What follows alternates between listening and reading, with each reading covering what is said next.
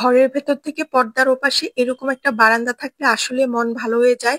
বারান্দা বাগান বা ছাদ বাগান যেটাই বলেন, দুটাতে অনেক বেশি খাটনি। তবে আমার কাছে মনে হয় বারান্দাটা একটু বেশি ঝামেলার, কারণ এটা একটু বেশি বেশি পরিষ্কার করতে হয়।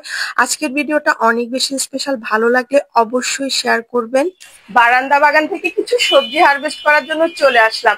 আর এখানকার সবজিগুলো এত বেশি কালারফুল হয়ে আছে, আমি দেখলেই শুধু একদম মুগ্ধ হয়ে যাই।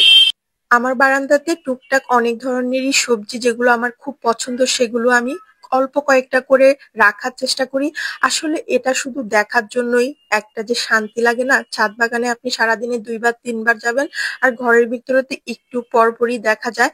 তো দেখেন, মাশাল্লাহ, অনেক সুন্দর হয়েছে। যে বারান্দাগুলোতে রোদ থাকবে সেখানেই শুধু সবজি হবে, আদারওয়াইজ কিন্তু এরকম সবজি হওয়া একদম পসিবল না। আমি তো এই জন্য ছোট ছোট টবে দিই। অনেক সময় 12টা পর্যন্ত একদিকে রোদ থাকে, 12টার পরে যেদিকে রোদ থাকে সেখানেও কিন্তু 2-1 দিন নিয়ে দেওয়ার, মানে গাছগুলো রাখার চেষ্টা করি। এই সাইডটাতে হয়েছে ধনেপাতা। তো আজকে আসছি যখন, অনেক কিছুই তুলবো। শেষ একবার আমি আজকে হারভেস্ট করার আগে আবার ঘরের ভেতর থেকে বারান্দাটাকে ভালো করে দেখে রাখছি, কারণ সবজি গাছে যতক্ষণ সবজিগুলো থাকে ততক্ষণই ওদেরকে অনেক বেশি ভালো লাগে। এখন হচ্ছে যে আমি এই সাইডে প্রথমে টমেটো কাটছি, কারণ এখন তো গরম চলে আসছে। এই টমেটো গুলো কিন্তু গরমের সাথে সাথে একদম, মানে এত জলদি পাকা শুরু হয়ে যায়। প্রথমে যে টমেটো গুলো আমি খেয়েছিলাম সেগুলো ছিল চেরি টমেটো, ওগুলো পাকতে যে এত বেশি সময় লেগেছে।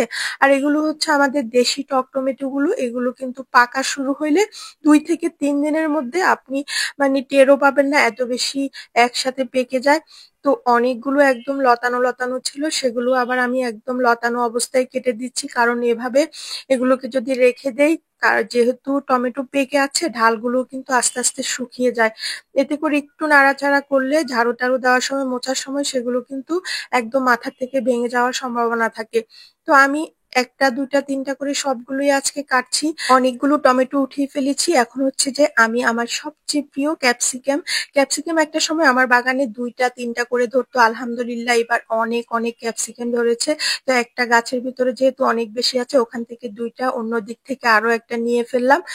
এখন হচ্ছে যে আমি উঠাবো কাঁচামরিচ। কাঁচামরিচ আলহামদুলিল্লাহ এত বেশি এবার হয়েছে, বিভিন্ন রকমের গাছে বিভিন্ন ধরনের ফলন হচ্ছে।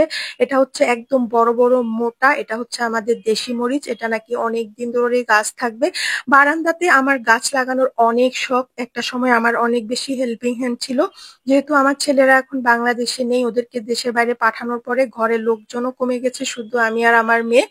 এখন হচ্ছে যে শুধু, মানে ছোটা বুয়াই রাখা হয়। বারান্দা যখন বাগান করতে হয় না, অনেক বেশি পরিষ্কার করতে হয়, সারাদিনে 2 বার 3 বার ঝাড়ু দেওয়া মোছা করতে হয়, তাও শখের জন্য আমি একটু একটু করি। তো এই দিক থেকে ধনে পাতাও নিয়ে ফেললাম। আলহামদুলিল্লাহ দেখেন, টমেটো অনেকগুলো উঠিয়েছি, এত সুন্দর কালার।